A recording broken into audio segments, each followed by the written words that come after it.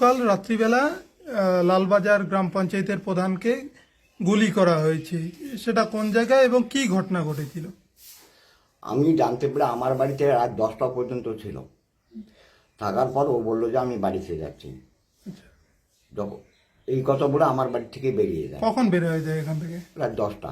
আচ্ছা, তারপর আমি জানি যে ও বাড়িতে চলে গেছে, কিন্তু ঘটনা কিছুক্ষণ রাত 1:30টার সময় বা 1টার দিকে জানতে পারি সে 12মাসিয়ে গেছে। আচ্ছা। 12মাসিয়া থেকে আসার সময় 12মাসিয়া কার বাড়িতে গেছিল? আমি শুনলাম পঞ্চায়েত সমিতি বুলন মিয়ার বাড়িতে, আচ্ছা বুলনের বাড়িতে গিয়েছে। এটা শুনে কথা, কতটা সত্য আমি জানি না। আচ্ছা ওখান থেকে ফেরার পথে লালবাজার অঞ্চল জিপি পার হয়ে একটা ফাঁকা জায়গা আছে, সেখানে অতর্কিত গুলি চালায়। সেই গুলিটা তার ডান পায়ে লাগে। কারা চালালো কি মনে হলো? এখন পর্যন্ত আমরা এই ব্যাপারে কিছু বলতে পারবো না ক্লিয়ার, যেহেতু রুগীটা শুভম নার্সিং হোমে আছে। সে আসার পর বিস্তারিত আমরা বলতে পারবো, এখন কিছু মন্তব্য করব না।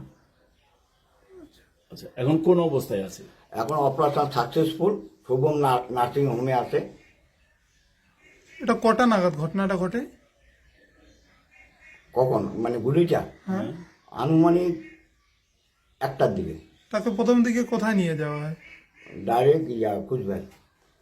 আচ্ছা, বুলন মিয়ার বাড়ি থেকে গুলিটা যে লাগলো কত দূরত্ব?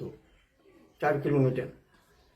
4 কিলোমিটার। তার মানে তার বাড়ির থেকে পরিপূর্ণভাবে বেরিয়ে এসছে। হ্যাঁ, বেরিয়ে এসছে। বেরিয়ে এসে লালবাজার গ্রাম পঞ্চায়েত যে অফিস পার হয়ে এসে, সেটাও পার হয়ে আসছে। হ্যাঁ, ওইখানে ফাঁকা জায়গায়। ফাঁকা জায়গায়। আচ্ছা, এটা কি মনে করছেন আপনারা এই গুলির পিছনে? এখন কিছু মন্তব্য করব না।